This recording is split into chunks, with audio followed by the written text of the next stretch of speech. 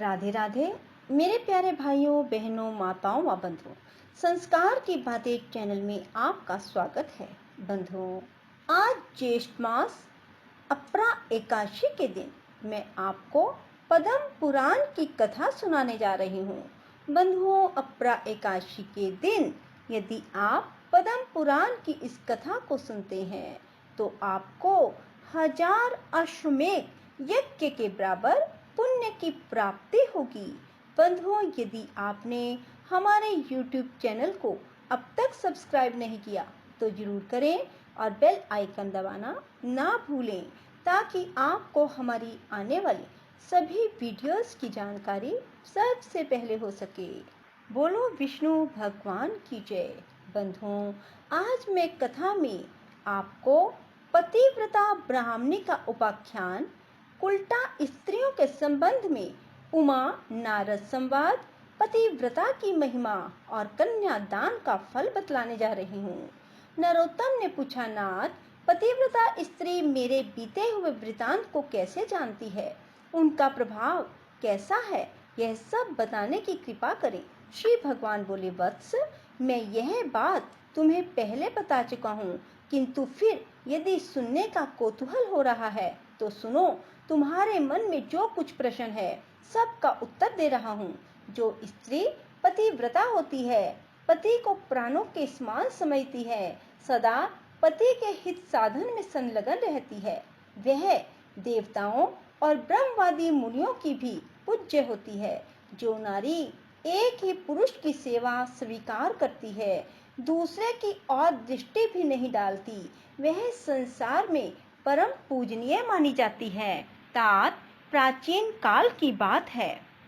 मध्य देश में एक अत्यंत शोभायमान नगरी थी। उसमें एक पतिव्रता ब्राह्मणी रहती थी। उसका नाम था शैव्य। उसका पति पूर्व जन्म के पाप से कोढ़ी हो गया था। उसके शरीर में अनेकों घाव हो गए थे जो बराबर बहते रहते थे। शैव्या अपने ऐसे पति की सेवा में सदा संलग्न रहती थी। पति के मन में जो जो इच्छा होती उसे वह अपनी शक्ति के अनुसार अवश्य पूर्ण करती थी। प्रतिदिन देवता की भांति स्वामी की पूजा करती और दोष बुद्धि त्याग कर उसके प्रति विशेष स्नेह रखती थी। एक दिन उसके पति ने सड़क से जाती हुई एक परम सुंदरी वेश्या को देखा। उस पर दृष्टि पड़ते ही वह अत्यंत मोह के वशीभूत हो गया।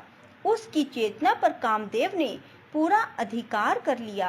वह दीर्घ काल तक लंबी सांस खींचता रहा और अंत में बहुत उदास हो गया। उसका उच्छ्वास सुनकर पतिव्रता घर से बाहर आई और अपने पति से पूछने लगी, नाथ, आप उदास क्यों हो गए? आपने लंबी सांस कैसे खींची? प्रभु, आपको जो प्रिय हो वह कार्य मुझे बताइए। वह करने योग्य हो या ना हो, मैं आपके प्रिय कार्य को अवश्य पूर्ण करूंगी। एकमात्र आप ही मेरे गुरु हैं, प्रियतम हैं। पत्नी के इस प्रकार पूछने पर उसके पति ने कहा, प्रिय, इस कार्य को ना तुम ही पूर्ण कर सकती हो ना मैं, अतः व्यर्थ बात करनी उचित नहीं है। पतिव्रता बोली, नाथ, मैं आपका मनोरथ जानकर उस कार्य को सिद्ध कर सकूंगी। आप मुझे आज्ञा दीजिए। जिस किसी उपाय से हो सके मुझे आपका कार्य सिद्ध करना है। यदि आपके दुष्कर कार्य को मैं यत्न करके पूर्ण कर सकूं तो इस लोक और परलोक में भी मेरा परम कल्याण होगा। कोड़ी ने कहा, साध्वी, अभी अभी इस मार्ग से एक परम सुंदरी वैश्य जा रही थी। उसका शरीर सब और से मनोरम था। उसे देखकर मेरा हृदय काम अग्नि से दग्ध हो रहा है। यदि तुम्हारी कृपा से मैं उस नव यौवना को प्राप्त कर सकूं तो मेरा जन्म सफल हो जाएगा। देवी, तुम उसे मिलाकर मेरा हित साधन करो। पति की कही हुई बात सुनकर पतिव्रता बोली, प्रभु, इस समय धैर्य रखिए, मैं यथाशक्ति आपका कार्य सिद्ध करूंगी। यह कहकर पतिव्रता ने मन ही मन कुछ विचार किया और रात्रि के अंतिम भाग उषा काल में उठकर वह गोबर और झाड़ू ले तुरंत ही चल दी। जाते समय उसके मन में बड़ी प्रसन्नता थी। वेश्या के घर पहुंचकर उसने उसके आंगन और गली कूचे में झाड़ू लगाई तथा गोबर से लीप पोत कर लोगों की दृष्टि पड़ने के भय से वह शीघ्रतापूर्वक अपने घर लौट आई। इस प्रकार लगातार 3 दिनों तक पतिव्रता ने वेश्या के घर में झाड़ू देने और लीपने का काम किया। उधर वह वेश्या अपने दास दासियों से पूछने लगी, आज आंगन की इतनी बढ़िया सफाई किसने की?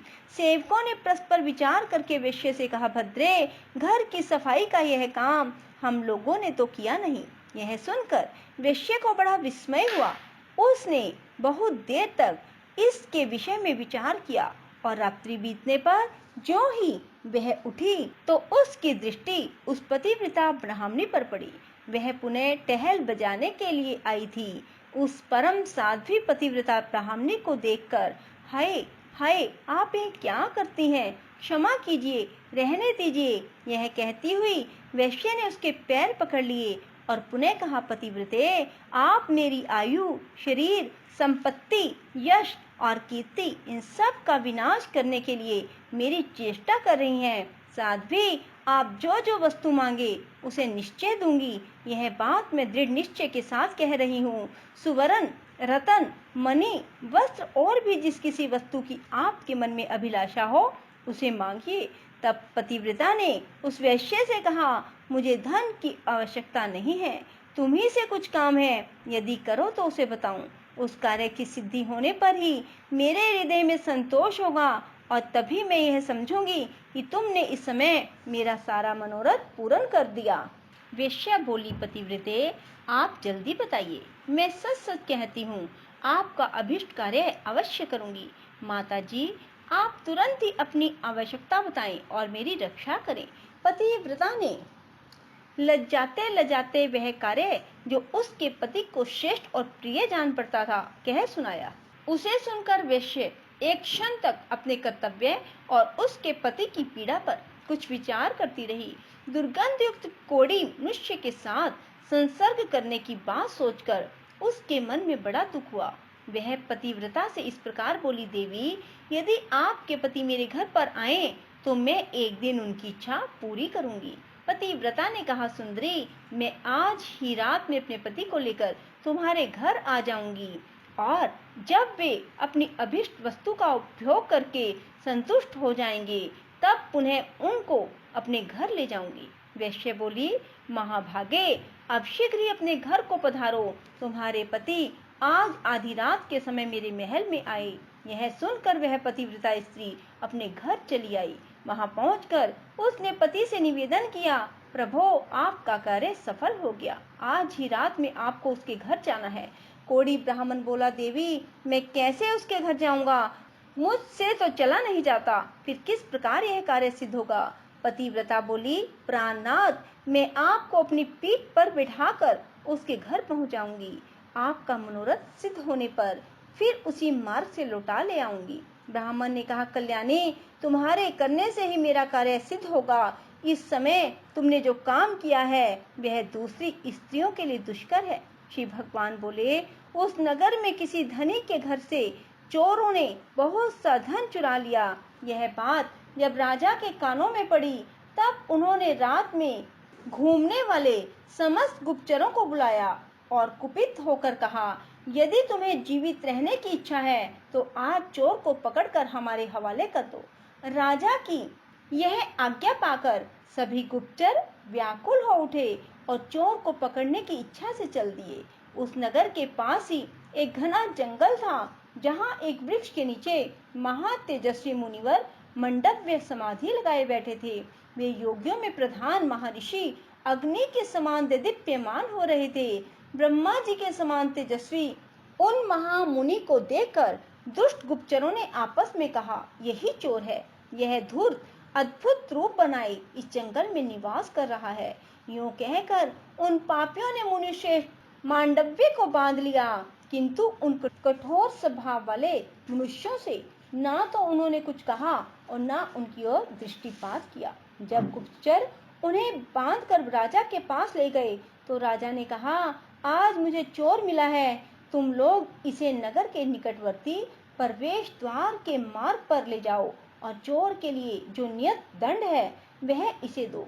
उन्होंने मांडव्य मुनि को वहां ले जाकर मार्ग में पड़े हुए शूल पर रख दिया। वह शूल मुनि के गुदा द्वार से प्रविष्ट होकर मस्तक के पार हो गया। उनका सारा शरीर शूल से बिंध गया। इसी बीच में आधी रात के घोर अंधकार में, जबकि आकाश में घटाएं घिरी हुई थी, वह पतिव्रता ब्राह्मणी अपने पति को पीठ पर बिठाकर वेश्या के घर जा रही थी। वह मुनि के निकट से होकर निकली, अतः उस कोढ़ी का शरीर मांडव्य मुनि के शरीर को छू गया।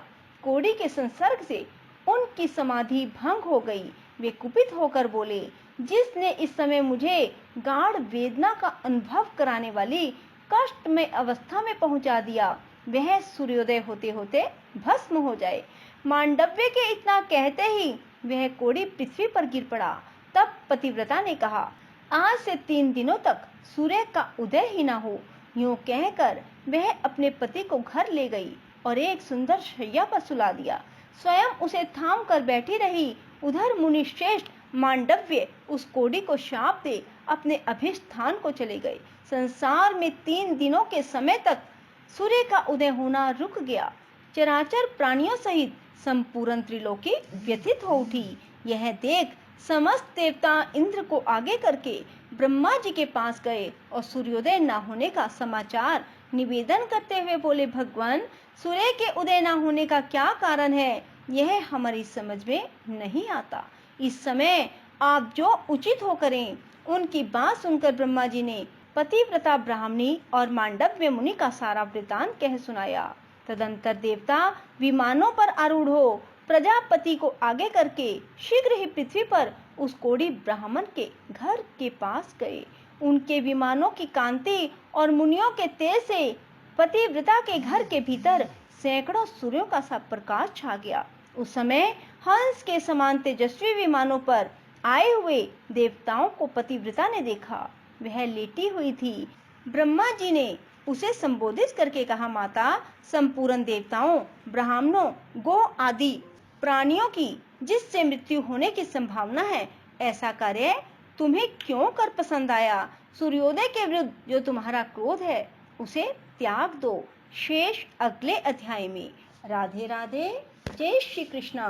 बंधुओं, यदि आपको हमारी वीडियो पसंद आए तो इसे लाइक करें और शेयर भी जरूर करें। धन्यवाद।